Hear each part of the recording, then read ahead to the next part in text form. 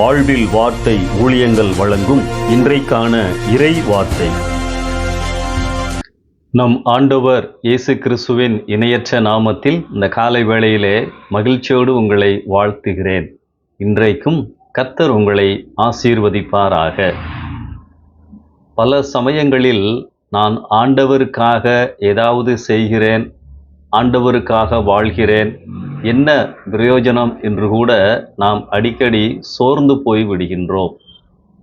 அன்பானவர்களே, ஊழியக்காரராக இருந்தாலும் பகுதி நேர ஊழியக்காரராக இருந்தாலும் ஆண்டவருக்காய் நேரம் கிடைக்கும் பொழுது ஊழியம் செய்கின்ற விசுவாசியாக இருந்தாலும் யாராக இருந்தாலும் நாம் ஆண்டவருக்காக செய்கின்ற எந்த ஒரு சிறிய காரியமாக இருந்தாலும் அதிலே பலன் உண்டு என்பதை நாம் கண்டிப்பாய் விசுவாசிக்க வேண்டும், நம்ப வேண்டும்.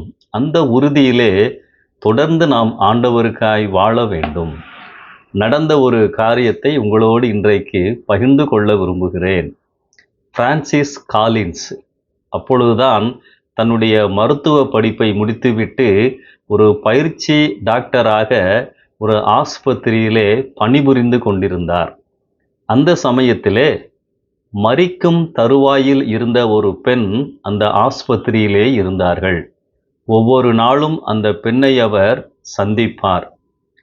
மரிக்கும் தருவாயில் இருந்தாலும் அந்த பெண் அந்த மருத்துவரிடம் இயேசு கிறிஸ்துவை பற்றி கூறுவார்கள், ரட்சிப்பை பற்றி கூறுவார்கள். அந்த மருத்துவர் பிரான்சிஸ் ஒரு நாத்திகராக இருந்தாலும், கடவுள் நம்பிக்கை இல்லாதவராக இருந்தாலும் அந்த பெண் மனம் நோகக்கூடாது என்பதற்காக பொறுமையாக எல்லாவற்றையும் கேட்டுக்கொண்டே இருப்பார். ஒரு நாள் அந்த பெண் இப்படியாய் கேட்டார்கள், டாக்டர், நான் சொல்லுவதையெல்லாம் நீங்கள் நம்புகிறீர்களா? இவருக்கு என்ன சொல்லுவதென்று தெரியவில்லை. அவர் சொன்னார், தயங்கிக் கொண்டே, அம்மா, என்னால் உறுதியாக சொல்ல முடியவில்லை. அந்த பெண் சில நாட்களில் மரித்து போய்விட்டார்கள்.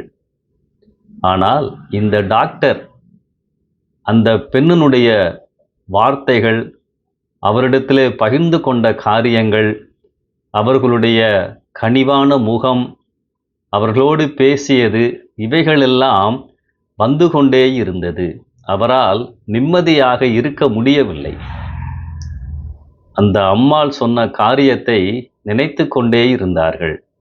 ஒரு நாள் வேத புத்தகத்தை எடுத்து அவர் படிக்க ஆரம்பித்தார். ஆண்டவர் அவரோடு பேசினார். ஆண்டவருடைய வார்த்தைகள் அவரை மாற்றியது. நாத்திகராக இருந்தவர் இயேசு கிறிஸ்துவை சொந்த இரட்சகராக ஏற்றுக்கொண்டு இயேசுவின் பிள்ளையாக மாறினார். அன்பானவர்களே, அந்த பெண்ணினுடைய வாழ்க்கை அவரை வேதத்தின் பக்கம் திருப்பியது, வாசிக்க தூண்டியது. புதிய ஏற்பாட்டிலே நிக்கோதேமு, சமாரிய பெண், எத்தியோப்பியாவின் மந்திரி, இவர்களெல்லாம் இயேசு கிறிஸ்துவின் வார்த்தைகளை கேட்டு தனிப்பட்ட ஊழியத்தினால் தொடப்பட்டவர்கள். அர்த்தமுள்ள வாழ்க்கைக்கு அறிவுள்ளவன் மாதிரியாய் இருக்கிறான் என்று சொல்லுவார்கள். மரம் நிழல் தருவதற்கு அநேகரை கவர்ந்து இழுப்பதைப் போல வாழ்க்கையில் அர்த்தம் தேடும் பலர், நிம்மதியை தேடும் பலர் நம் வாழ்க்கையின் தரத்தை, தன்மையை பார்த்து நம்மிடமாய் இழுக்கப்பட வேண்டும். நீதிமொழிகள் 11:30 இவ்விதமாய் கூறுகிறது, ஆத்துமாக்களை ஆதாயப்படுத்திக் கொள்கிறவன் ஞானம் உள்ளவன். அந்த ஞானத்தை தேவன் நமக்கு தந்தருளுவாராக. அன்பானவர்களே, ஒவ்வொரு நாளும் நிறைய மக்களை நாம் தினமும் சந்திக்கின்றோம். பார்த்த மக்களையே பார்க்கிறோம், பழகின மக்களோடு நாம் தினமும் பழகுகிறோம். நம்முடைய வாழ்க்கையை பார்த்து அவர்கள் இயேசு கிறிஸ்துவை ஏற்றுக்கொள்ள வேண்டும். விடாது அவர்களிடத்திலே நாம் ஆண்டவரை பற்றி சொல்லுவதில் சோர்ந்து போகக்கூடாது. அந்த பெண் மரிக்கும் தருவாயில் இருந்தாலும் நித்திய தரிசனத்தோடு அவர்கள் வாழ்ந்து ஒரு ஆத்துமாவையும் ஆதாயப்படுத்தி சென்றார்கள். அன்பானவர்களே, நம்முடைய வாழ்க்கை முறைதான் மக்களோடு பேசும். ஒரு சாட்சியின் வாழ்க்கை 100 பிரசங்கங்களுக்கு சமம் என்று சொல்லுவார்கள். பிரியமானவர்களே, நம்முடைய வாழ்க்கையை பார்த்து எத்தனை பேர் ஆண்டவரிடத்திலே வருகிறார்கள்? ஆத்துமாக்களை ஆதாயப்படுத்திக் கொள்ளுகிறவன் ஞானம் உள்ளவன் என்று சொல்லி அறிந்து கொள்ளுவோம். சாட்சி இல்லவர்களாகிய நாம் தான் ஆண்டவருக்கு விளம்பரதாரர்கள். இந்த சிந்தனையோடு இந்த நாளை ஆரம்பிப்போம். நேற்றைக்கு உங்களை வழிநடத்தின ஆண்டவர் இன்றைக்கும் உங்களை வழிநடத்துவார். தேவைகளை எல்லாம் சந்திப்பார்.